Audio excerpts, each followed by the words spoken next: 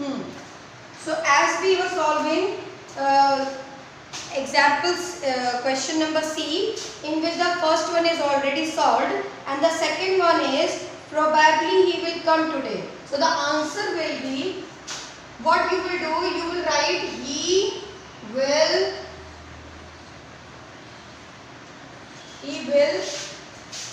come today in all probability.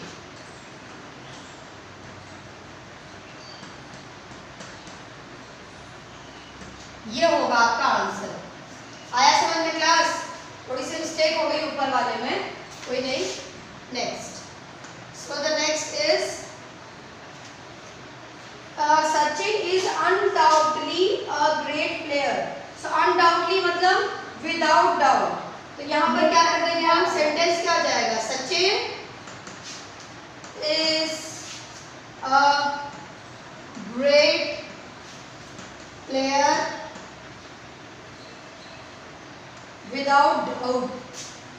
याद रखना, ये जो प्लेस में चेंज कर रही हूँ ना, उसका एक रीजन है। बिना रीजन के मैं प्लेस चेंज नहीं करूंगी, वो उसके अकॉर्डिंग ही होना चाहिए। ऐसा नहीं है कि एडवर्ब फ्रेज को आप उसी जगह पर लिखोगे जहां पर ऑलरेडी एडवर्ब दिया हुआ है, ऐसा कोई नियम नहीं है इंग्लिश में, ठीक है। नेक्स्ट है आपका, he looked for the puppy everywhere. तो अब इसमें ढूंढो कौन सा है, at all places. Very good. अब यहाँ पर क्या आएगा, यहाँ पर ये लास्ट में ही आएगा, उसी जगह पर आएगा जहां पर वो लिखा हुआ है। We looked for the puppy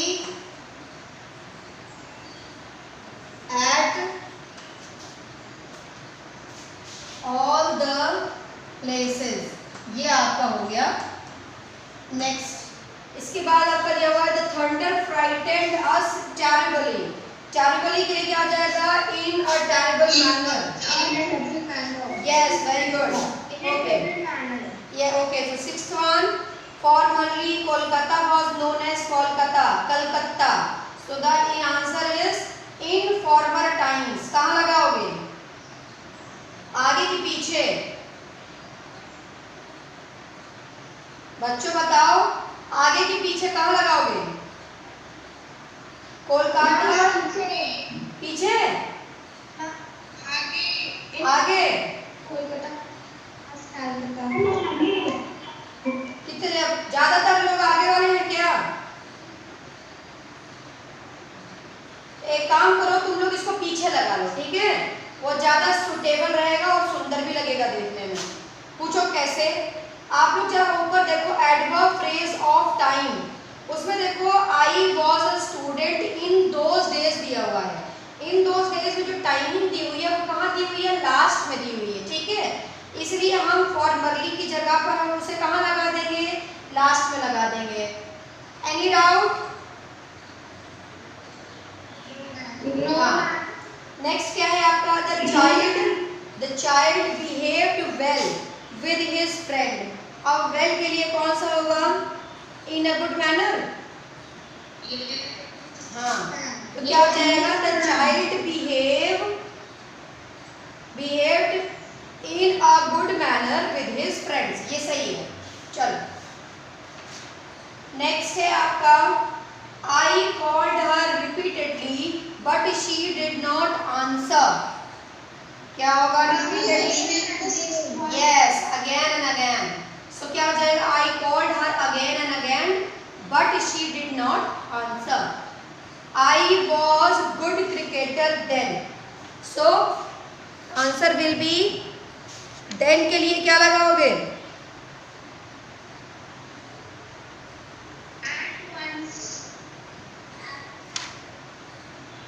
yes, at once is the correct answer. So I was a good cricketer at once. कभी मैं बहुत अच्छा खिलाड़ी हुआ करता था। Next one, I thanked them for their help wholeheartedly. Wholeheartedly मतलब इसके लिए with all my heart. Yes dear. Yes dear, who is asking? In those days होगा। किधर बेटा? देन में, हाँ वही तो मैं कहूँ, आप लोग मुझे कंफ्यूज कर दिया आप लोगों ने। देन वाले में इन दोज डेज होगा, और लास्ट वाला में जो इमीडिएटली है उसकी जगह पर आप एट वंस लिखोगे। एट वंस मतलब तो इमीडिएटली ही होता है बच्चों। एट वंस का मतलब क्या होता है? तुरंत। एट वंस का मतलब क्या होता है? तुरंत। अभी लास्ट में हम आते तो फिर अपनी मिस्टेक को सुधारते। इससे अच्छा हमें पहले ही पता चल गया, thank God. Okay, next one, you are a new driver so drive cautiously, मतलब विद कॉशन। जो यहाँ पे सो ड्राइव कॉशियसली है ना, उसकी जगह पर आप विद कॉशन लगा दोगे। नेक्स्ट है my father wants to meet you immediately, तो यहाँ पर क्या हो जाएगा? At once. So is it completed class? Yes, ma'am. Okay, now let's move further to adjective phrases. The same it is given also. Like first one, identify the adjective phrases in these sentences. The first one, 2 or 3 example we will solve, and rest of the question you will do yourself in your fair copy. Did you listen? I said in your fair copy. Wait class.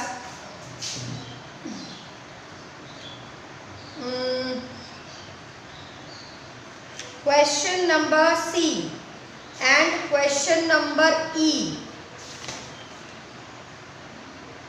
and question number F. Note down again. Question number C, E and F. C, E and F is your homework for notebook. Okay? Notebook में इसको उतार कर करना है। अब आप लोगों को मैं थोड़ा 1-2 सॉल्व करा दूंगी, बाकी आप लोग स्वयं ही कर लोगे, ठीक है? So the first one is adjective phrase we were talking about. So identify the adjective phrase. First 2 questions are already solved as it is given. The first one question is Dr. Singh is a man of great honor. So what you will do? Sorry, it's already given. He is a man of cruel nature. So the second, both of them I have done. So we will solve the third one. I bought a gown made of silk. So what is the adverb phrase, class? What is adverb phrase here? Made of silk. This one is adverb phrase. Okay? I guess you are knowing now and you are getting now. So the next one is Mona. Yes, my dear.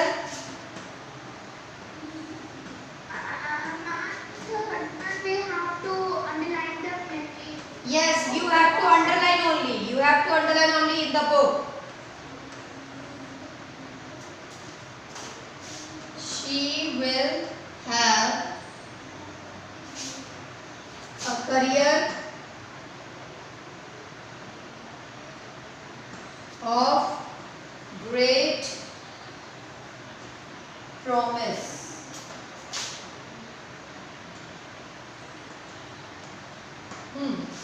Mona is a good student. She will have a career of great promise. Of great promise. ये होगा आपका complete, ठीक है? Next आपका yes बेटा।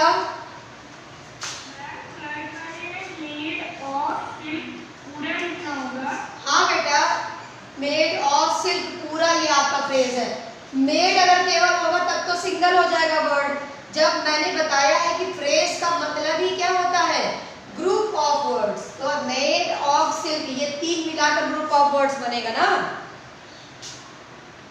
Ma'am? तो फिर fourth वाले में करियर ऑफ ग्रेट प्रॉमिस क्यों नहीं होगा? क्योंकि नहीं होगा, क्योंकि यहाँ पे करियर की जरूरत ही नहीं है।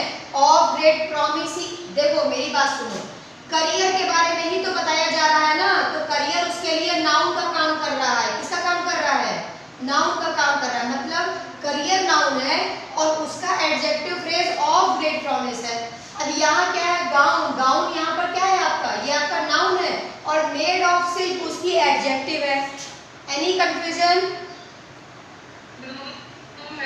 हाँ, पूछ लिया करो, इस तरीके के कंफ्यूजन बहुत होते हैं बच्चों, पूछ लिया करो, ठीक है। अब देखो नेक्स्ट वाला सेंटेंस भी इसी तरीके से दिया हुआ है, the walls made of stone have eroded. अब देखो इसमें कौन सा होगा आपका, अब वॉल्स थोड़ी इसमें इंक्लूड करोगे, इसमें केवल हो जाएगा आपका made of stone, walls include नहीं करोगे। अभी तुम लोग कर भी लोगे इसलिए मैं इरेज कर दे रही हूँ, ठीक है। तो इसमें वॉल्स आपका क्या है, ये हो जाएगा आपका, वो वॉल्स आपके लिए नाउन है और मेड ऑफ स्टोन जो है वो आपका एडजेक्टिव हो जाएगा, ठीक है। कोई भी कंफ्यूजन हो please tell me, okay. Next question, 26 January is a date to be remembered. तो यहाँ पे क्या है, 26 जनवरी is the day to be remembered। अब देखो remembered दिया हुआ है, तो इसमें यहाँ पे अब बताओ the day to be remembered पूरा होगा या सिर्फ to be remembered होगा? To be remembered। हाँ, to be remembered। तो क्या आ जाएगा आपका, to be remembered। अब देखो बच्चा, तुम लोग अभी जो क्वेश्चन आपने पूछा था ना कि आपने मैम नाउन को क्यों नहीं ऐड किया है, अब देखो आप लोग जब वैल्यू कॉर्नर के नीचे जाओगे तो आपका एडजेक्टिव और एडजेक्टिव फ्रेज के बारे में एक पूरी टेबल दी हुई है, जैसे लिखा है ना a kind man, a kind man के लिए उसने एडजेक्टिव फ्रेज क्या दिया है, अ मैन ऑफ काइंड नेचर। तो आपको लग रहा होगा कि मैम ने यहाँ पर तो दिया हुआ है, मैम ने क्यों नहीं कराया, मैंने इसलिए नहीं कराया क्योंकि वो तुमको एग्जाम्पल दे रहा है, उसको करस्पॉन्डेंस बता रहा है।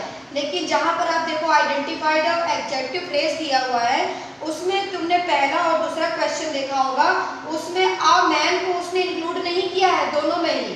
जैसे doctor Singh is a man of great honour, उसने केवल ऑफ ग्रेट ऑनर को ही लिया है, मैन को इंक्लूड नहीं किया है। आई बात समझ में?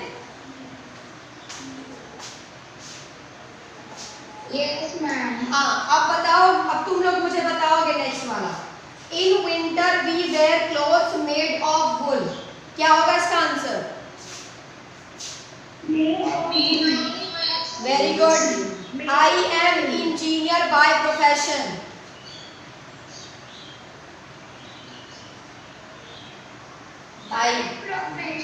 Very good, Birbal was a man of great wit. Okay. Indian actors are liked by many people even outside India. Even outside India। Very good.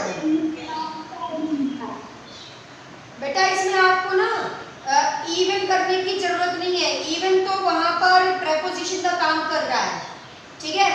तो इसमें आप इवन को हटा दो, आउटसाइड इंडिया भी पर्याप्त है, क्योंकि अगर आप इवन लगा दोगे तो वो एडवर्ब भी ऐड हो जाएगा उसमें। इवन यहाँ पर जो है वो आपका इंटेंसिटी बता रहा है, तो इवन जो है वो आपका एडवर्ब हो जाएगा, तो इसलिए इवन को हटा दो, केवल आउटसाइड इंडिया पर्याप्त है, ठीक है। चलते हैं आगे ई वाले को, ई वाले को देखते हैं। ई वाले में पहला वाला क्वेश्चन दिया हुआ है, we walked along thorny bushes. So we walked along bushes covered with thorns। पहला वाला दिया हुआ है। नेक्स्ट वाला क्या है, this is an important wait class, let me open the new page।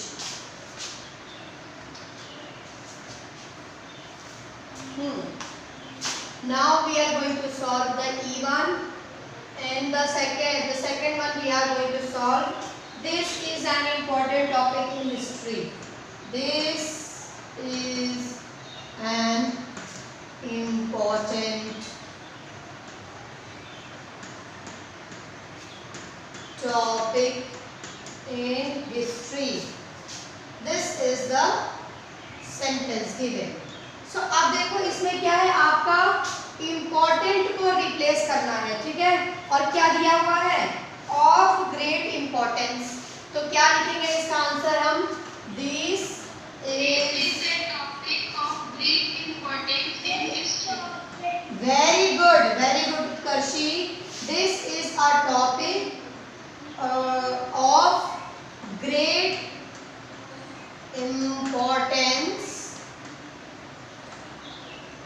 importance in history. So this is the answer. Okay, so the third one is we need to paint the iron gates. So what it will be? We need to paint the gates made of iron. Very good. Next, my grandfather is a knowledgeable person. So my grandfather is a person with great knowledge. So the answer has been completed. Just like that, rest of the question you can do yourself. If you will have any problem, you can ask me in the later class, in the WhatsApp class. Okay. So the next one, we are going to solve the position of adjective phrases. अब देखो आपने क्या करना है, adjective phrase की position decide करनी है। अब इसके लिए थोड़ा सा आपको पढ़ना भी पड़ेगा और उसको समझना भी पड़ेगा कि कैसे आप ये पता करोगे कि किसको आप कहाँ रखोगे। पहला दिया हुआ है an adjective phrase must be placed close to the nouns they describe. मतलब हमें एडजेक्टिव फ्रेज को वहाँ लिखना होता है जिस करीब से करीब किसके पास जो नाउन के बारे में हम बात करने जा रहे हैं। जैसे हमने एप्पल के बारे में बात करा, ठीक है, जैसे हमने एप्पल के बारे में बात करा तो एप्पल, और हम कह रहे हैं कि रेड एप्पल है। क्या है? कौन सा कलर का है? रेड कलर का है, ठीक है। अब हम इसे ऐसे लिख दें, एप्पल ऑफ रेड कलर, ठीक है। तो ये आप इस तरीके से हमने क्या किया, एप्पल के ठीक बगल पीछे हमने एडवर्ब एडजेक्टिव फ्रेज को लगा दिया। यही वो बताना चाह रहा है कि नाउन के एकदम करीब होना चाहिए क्या आपका एडजेक्टिव फ्रेज। जैसे आपका नॉर्मल एडजेक्टिव जो होते हैं, जो क्वालिटेटिव होते हैं या क्वांटिटेटिव होते हैं, वो एडजेक्टिव ज़्यादातर नाउन के ठीक आगे आते हैं। क्या आते हैं? ठीक आगे। जैसे रेड भी ठीक आगे आया है ना। जैसे मैं एक और एग्जांपल लिखूं, फैट गर्ल, ठीक है, तो ये इसमें फैट क्या है? गर्ल के ठीक आगे आया है। तो इसी तरीके से हम सेंटेंसेस को लिख सकते हैं। Am I right class? अब तुम्हें इसी तरीके से अब आपको भी डिसाइड करना है कि इसमें करेक्ट फॉर्म कौन सा होना चाहिए, ठीक है। जैसे इसमें एक सेंटेंस भी दिया हुआ है, I borrowed a car from Aman with new tires, ठीक है। कार उधर दी हुई है, with new tires लास्ट में दे दिया है। So the adjective phrase describes the noun car, but since it is placed after the noun Aman, it appears that Aman is with new tires. देखो पहले वाले सेंटेंस में क्या बताने की कोशिश कर रहा है कि अगर आप एडजेक्टिव फ्रेज को नाउन से बहुत दूर रख दोगे तो उसका मीनिंग बदल जाएगी। जैसे देखो क्या लिखा है, I borrowed a car from Aman with new tires। अब इसमें ये कह रहा है किताब वाला आपका कि कार जो है वो है ना विद न्यू टायर्स। आमन में तो टायर नहीं लगे हैं, कि आमन में टायर लगे हैं आमन में तो टायर नहीं लगे हैं ना। टायर किसमें लगे हैं? कार में लगे हैं। अगर कार में टायर लगे हैं तो कार कैसी होनी चाहिए? विद न्यू टायर्स के साथ होनी चाहिए। तो हम क्या लिखेंगे, I borrowed a car with new tires from Aman। आया समझ में क्लास? अब ऐसे ही हम लोग कुछ एग्जाम्पल्स दिए हुए हैं, आगे क्वेश्चंस दिए हुए हैं, उन्हें हम सॉल्व करेंगे, ठीक है। पहला लिखा हुआ है, rewrite the sentences by placing the adjective phrases eight there proper position. मैं इसमें से आप लोगों को 2 सॉल्व करा दे रही हूँ, बाकी आप लोग खुद करोगे, ठीक है। पहला है who has worked with children with experience। अब देखो इसमें कितना उल्टी बात कही है, with experience लास्ट में दिया है, जबकि उस टीचर ने टीचर को क्या है, एक्सपीरियंस है, क्या है, एक्सपीरियंस है, तो क्या हो जाएगा, she is an experienced teacher.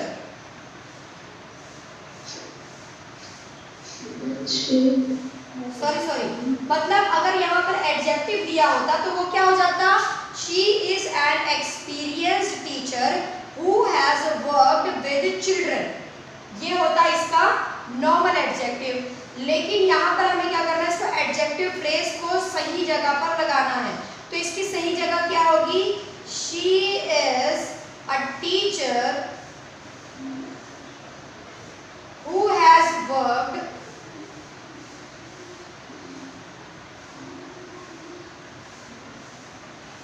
She is a teacher with experience who has worked with children। ये होगा आंसर, क्या होगा बच्चों, She is a teacher with experience who has worked with children।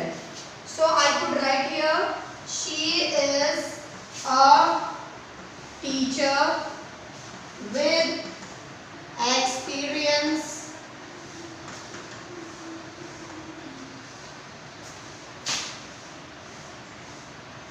who has worked with children। ये हो गया आपका answer. Any doubt class in this one? No ma'am। Next क्या है आपका, the table was taken away by the carpenter with a broken leg। अब broken leg carpenter का है या टेबल का है? हैं? टेबल का तो पैर नहीं टूटा है, पैर का टूटा है ना, कि कारपेंटर का पैर टूटा है। तो यहाँ लिखा है विद अ ब्रोकन लेग। अगर ऐसा लिखेंगे तो ऐसा लगेगा जैसे कारपेंटर का ही पैर टूटा हुआ है, लेकिन पैर किसका टूटा है, टेबल का। तो क्या हो जाएगा, the table with a broken leg, the table with a broken leg. चलो हो गया, बाकी तुम लोग खुद कर लोगे। वेरी गुड बेटा। Okay, the next 3 questions you can do it yourself and in your fair copy. Next, G1 we are going to do. G का भी मैं 2-3 क्वेश्चन सॉल्व करा दे रही हूँ, बाकी आप लोग you can do it yourself. First one is given। अब आप लोगों को देखो इसी तरीके से क्वेश्चन एग्जाम में आ सकते हैं, और भी टाइप से आ सकते हैं, लेकिन मेनली इस टाइप के क्वेश्चन आएंगे आपके एग्जाम में, जिसमें आपको बताना होगा कि नाउन फ्रेज है, एडजेक्टिव फ्रेज है या एडवर्ब फ्रेज है। ठीक है, पहला क्वेश्चन है, he laughed in a hearty manner। पहले ही क्या दे दिया है, मैनर दे दिया है, और मैंने बताया था जब मैनर की बात आती है तो मैनर कौन चीज बताता है, एडवर्ब बताता है। तो आंसर क्या हो जाएगा पहले वाले का, adverb. Very good. Second one is walking in the morning is. पहले ही पता चल गया कि इज लगा है, किसी चीज के आगे इज लगा हुआ है, तो पता चल गया कि ये क्या है आपका, नाउन। वेरी गुड, ये पहले ही इज लगा कर इसे बता दिया कि ये नाउन है। Okay, third one, she performed the act without any flaw. Adverb adjective सही है या एडवर्ब?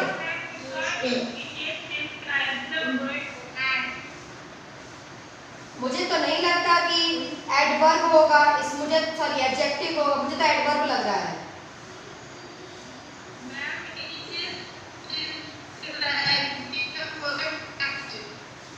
तुम कौन कह रहा है कि ये एडजेक्टिव है? मैं जानना चाहती हूँ उस बच्चे के बारे में जो कह रहा है कि ये एडजेक्टिव है। Who is saying? Please raise your hand. Utkarshi, are you saying?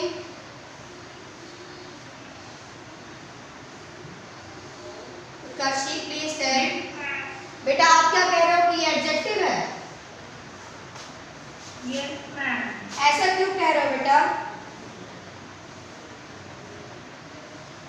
Ma'am, because this without any flaw is describing the word, the act। It is not describing the performance।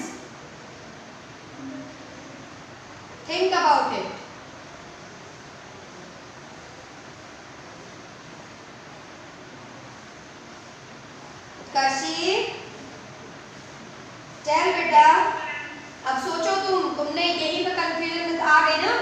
देखो यहाँ पर एक्ट को without flow नहीं बताया, उसकी performance को बताया है। किसको बताया है? परफॉर्मेंस को बताया है। तो यहाँ पर एडजेक्टिव नहीं, ये एडवर्ब हो। यही गलती बच्चे एग्जाम में कर देते हैं, ठीक है। अगर इसकी कोई आंसर की होती तो मैं आप लोगों को आंसर की में दिखा देती, लेकिन खैर नहीं है, उतना तो मेरा नॉलेज ही पर्याप्त है आप लोगों को समझाने के लिए। ध्यान से देखो, उसमें लिखा है she performed the act without any flaw. अब ऐसा तो नहीं लिख सकता था ना कि she performed without any flaw the act, ऐसा तो नहीं लिख सकता था, ये रॉन्ग हो जाता। और एडवर्ब का नियम भी यही है कि एडवर्ब में जब भी किसी मैनर की बात आती है तो वो हमेशा लास्ट में आता है, बताया है ना। वो भी कहाँ, हमेशा वर्ब के लास्ट में आता है, मतलब वर्ब के ठीक बाद आता है। अब यहाँ पर अगर हम एक्ट को बाद में लिखेंगे तो इसकी मीनिंग बदल जाएगी, इसलिए यहाँ पर जरूरी ये है कि यहाँ पर ये एडवर्ब होना चाहिए, ठीक है। तो ये हो गया आपका एडवर्ब, बाकी आप लोग खुद करेंगे। Okay class, so for today this much only. Thank you everyone.